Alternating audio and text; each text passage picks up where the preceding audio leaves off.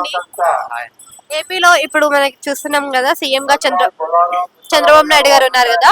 So ఆయన విధులు ఏ విధంగా నిర్వహిస్తున్నారు అనొచ్చు. అంటే ఇప్పుడు వరదల్లో కూడా పర్యటన చేశారు కదా, ఆ విధానం గానీ ఎలా అనిపించింది?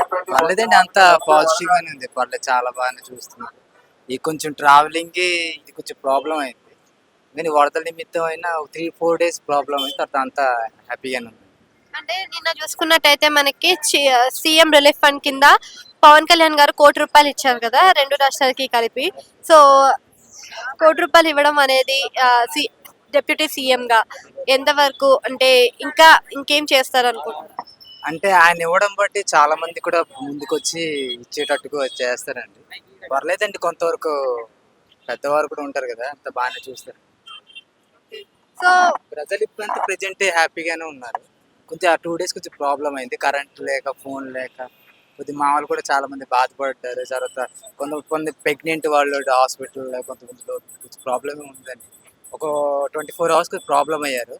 చంద్రబాబు నాయుడు కూడా అక్కడ ఉండి కొద్దిగా బాగానే చూసుకున్నట్టుగా, కొద్దిగా హ్యాపీగా ఉన్నట్టు కూడా అనిపించింది. వాళ్ళు చాలా మంది ఫోన్ చేశారు, ఎలా ఉంది విజయవాడలకు, మా రిలేటివ్ చాలా మంది ఉన్నారు. పర్లేదండి, బాగానే ఉందని చెప్పారు.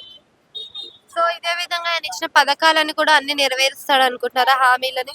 అనుకుంటున్నాం అండి, బాగానే చేస్తారని అనుకుంటున్నాం.